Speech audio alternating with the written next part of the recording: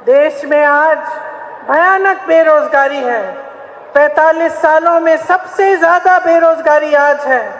आपने मेहनत करके भाइयों अपने बच्चों को पढ़ाया लिखाया, किसी ने पीएचडी की, किसी ने एमएससी की, किसी ने बीए की, किसी को नौकरी नहीं मिली, किसी को रोजगार नहीं मिला।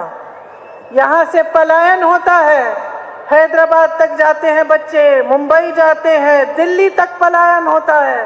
वहाँ पे कंस्ट्रक्शन में मजदूरी करते हैं पढ़े लिखे बच्चे। यहाँ सेदम के सीमेंट कारखाने में आपको रोजगार नहीं मिलता।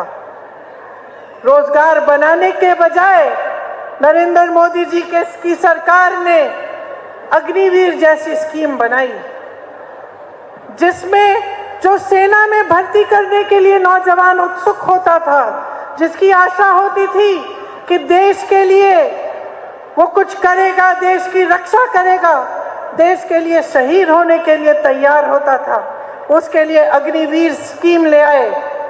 उस सेना की भर्ती उन्होंने 4-5 सालों की कर ली, ताकि उसमें भी कोई उम्मीद नहीं है कि जीवन भर के लिए सेवा करने के बाद कोई जीवन की सुरक्षा होगी, आमदनी होगी, माँ बाप के लिए कुछ घर ला पाएंगे।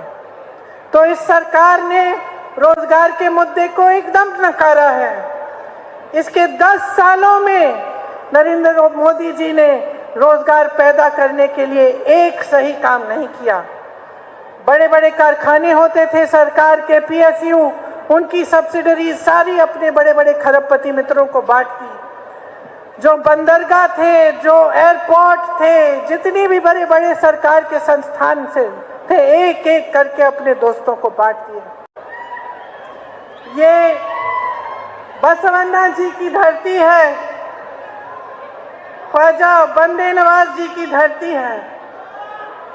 यहाँ आपने बड़े संतों की सीख आपने निभाई, मिलजुल कर प्रेम से आप सब रहते हैं।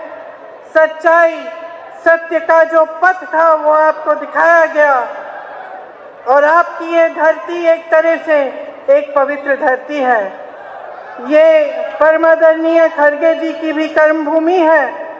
वो संघर्ष के प्रतीक हैं, सत्य के प्रतीक हैं, और जैसे मैंने कहा, हम सब के लिए उस राजनीति के मिसाल हैं जो राजनीति सच्चाई की राजनीति है, श्रद्धा की राजनीति है, और एक समर्पित राजनीति है। देखिए मेरी प्यारी बहनें, ये जो संतों की धरती है, इसने आप सबको सत्य के बारे में सिखाया, एक रास्ता दिखाया। हमारा देश भी ऐसा देश है जिसके बारे में, जिसका जो आधार है वो सत्य में जयते हैं। आप सब जब अपने बच्चों की परवरिश करते हैं, सबसे पहले बच्चे को क्या सिखाते हैं?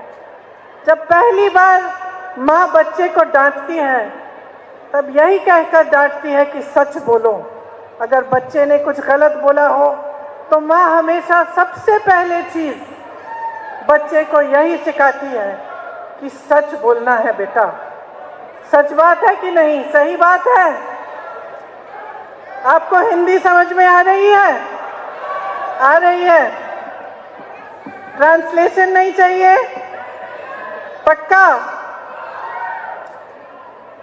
तो देखिए, इस देश की नींव सत्य के आधार पर डली। महात्मा गांधी जी ने आंदोलन सत्य के आधार पर किया। आपके पूर्वज, हमारे पूर्वज इस आंदोलन में शामिल हुए। तो हमारी जो राजनीति है वो पूरी राजनीति ही सच्चाई के आधार पर बनी। हमने हमेशा अपने नेताओं से ये उम्मीद रखी, ये आशा रखी कि हमारे नेता हमारे प्रति श्रद्धा रखेंगे, हमारे देश के प्रति समर्पण का भाव रखेंगे, सेवा का भाव रखेंगे, और सबसे ऊपर हमने आशा यही रखी कि हमारे नेता हमसे सच बोलेंगे और एक ऐसी राजनीति होगी हमारे देश में जो सत्य पर आधारित होगी। कांग्रेस पार्टी ने ऐसी राजनीति करके आपको दिखाई।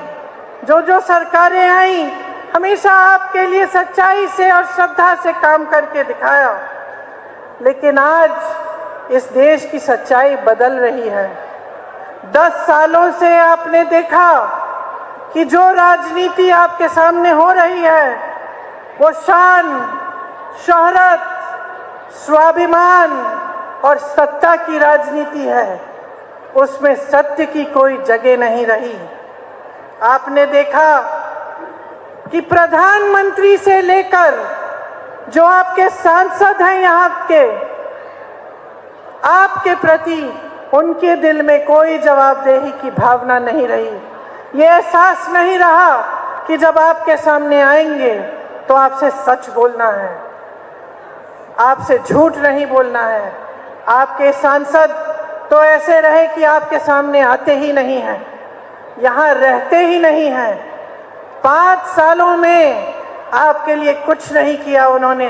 देश भर में हम गारंटी देते हैं कि 30 लाख सरकारी पद नरेंद्र मोदी जी की सरकार ने खाली रखे हैं। उन 30 लाख पदों को हम भरेंगे। अग्निवीर जैसी स्कीमों को हम रद्द करेंगे, बंद करेंगे। 5000 करोड़ रुपए का फंड निकालेंगे ताकि जो नौजवान अपना छोटा कारोबार या बिजनेस शुरू करना चाहता है उसको सुविधा हो।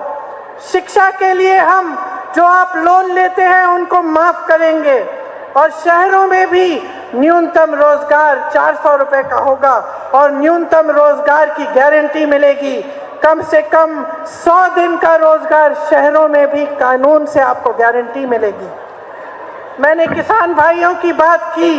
आज देश का किसान पिस रहा है। मैं जानती हूं कि आपकी तकलीफ क्या है कि खेती के हर सामान के लिए आप जीएसटी दे रहे हैं। जब आपके कर्ज माफ करने की बात होती है तो मोदी जी की सरकार कहती है कि पैसे नहीं हैं, लेकिन जब बड़े बड़े उद्योगपतियों के 16 लाख करोड़ रुपए माफ करने का समय आता है तो पलक नहीं झपकाते हैं, एकदम से वो लोन माफ कर देते हैं। तो बड़े बड़े उद्योगपतियों के कर्ज माफ कर सकते हैं, लेकिन आपके कर्ज माफ नहीं करते। यहाँ तुअर दाल नंबर 1 पे है, लेकिन आज उसकी इंपोर्ट की ड्यूटी ये लोग बढ़ाते नहीं हैं ताकि जो बाहर से विदेशी तुअर दाल है वो आसानी से बिकती है और जो तुअर दाल आप यहाँ की खेती से आपकी उपज है वो बिक नहीं पाती। इन्होंने हर स्तर पर किसानों को कमजोर करने का काम किया है। बड़े बड़े वादे किए, किसान की आमदनी दुगनी होगी, लेकिन सारे वादे खोखले निकले। एक ऐसा काम नहीं किया जिससे आपको यहाँ पे तुअर दाल का हब बनाया जाए।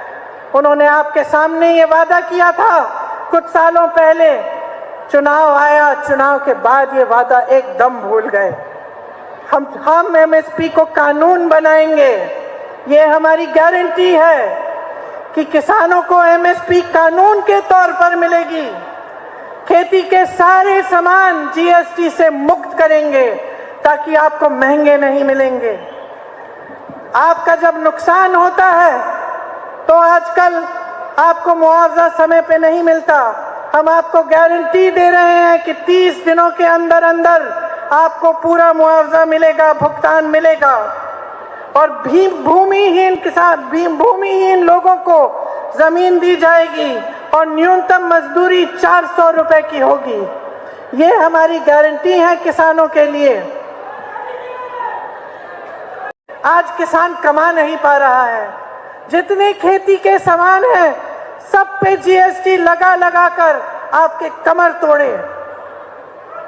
आप कमा नहीं पा रहे हैं खेती से तो औरों को कैसे कमाई करवाएंगे। खेती से नौकरियां मिलती थी, रोजगार मिलता था, आज वो भी बंद हो गया है। छोटे कारोबारों से रोजगार मिलता था, छोटे दुकान, छोटे बिजनेस। जीएसटी, नोटबंदी करके ऐसी नीतियां बनाई कि सबके छोटे छोटे कारोबार तकरीबन खत्म होने जा रहे हैं। कोई खड़ा नहीं हो पा रहा है, काफी कमा नहीं पा रहा है, तो रोजगार बन नहीं रहे हैं, घट रहे हैं। ये परिस्थितियां हैं आज देश की। यहाँ पे खड़गे जी रेलवे डिवीजन लाए, स्पोर्ट्स अथॉरिटी ऑफ इंडिया लाए, ईएसआई का विस्तार करने का प्रोग्राम था ताकि एम्स आ पाए, इन्वेस्टमेंट और मैन्युफैक्चरिंग जोन बनाना था। सब चीजें सरकार ने रिजेक्ट कर दी। क्यों रिजेक्ट की? क्योंकि ये खड़गे जी की कर्म भूमि है, इसलिए क्योंकि खड़गे जी पूरे देश के सामने इनकी सच्चाई को खोलते हैं, क्योंकि खड़गे जी लड़ते हैं आपके लिए। इसीलिए समझ लीजिए इस सरकार की नीयत क्या है। ये जनता की भलाई नहीं देखते, ये अपनी सत्ता देखते हैं, ये राजनीति देखते हैं और राजनीति और सत्ता के आधार पर साफ निर्णय करते हैं। मैं उनसे पूछना चाहती हूं कि आज कर्नाटका में एक बहुत बड़ी बात निकली है कि उनके साथ जो मंच पे खड़े थे, जिनके लिए मोदी जी ने वोट मांगा, उन्होंने हजारों महिलाओं के साथ दुष्कर्म किया, हजारों महिलाओं के साथ। मैं पूछना चाहती हूं मोदी जी क्या कहते हैं इसके बारे में? क्या कहते हैं हमारे प्रधानमंत्री इसके बारे में? हमारे गृह मंत्री क्या कहते हैं इसके बारे में? कुछ समय पहले 3 दिनों के लिए मैं अपनी बेटी से मिलने गई। प्रधानमंत्री जी, गृह मंत्री जी बोलने लगे कि प्रियंका गांधी विदेश में गई है।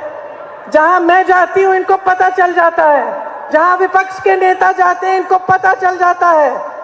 लेकिन इस तरह का अपराधी, इस तरह का राक्षस इस देश को छोड़ के चले जाता है और इनको पता नहीं चलता। हम कैसे यकीन कर सकते हैं इस बात पर? सब चीज, हर जानकारी इनके पास जाती है। सब नेताओं पे ये ध्यान रखते हैं कौन कहां जा रहा है, क्या कर रहा है। और इतना बड़ा अपराध करके इनके नाक के सामने कोई देश से भाग गया और ये कुछ नहीं कह रहे हैं। देखिए बहने, इनसे जवाबदेही मांगिए, इनसे जवाबदेही मांगिए, इनसे सवाल उठाइए। इनकी हिम्मत नहीं होनी चाहिए, मोदी जी की हिम्मत नहीं होनी चाहिए कि किसी के मंगलसूत्र के बारे में बात करें जब तक ये अपराधी वापस नहीं आएगा।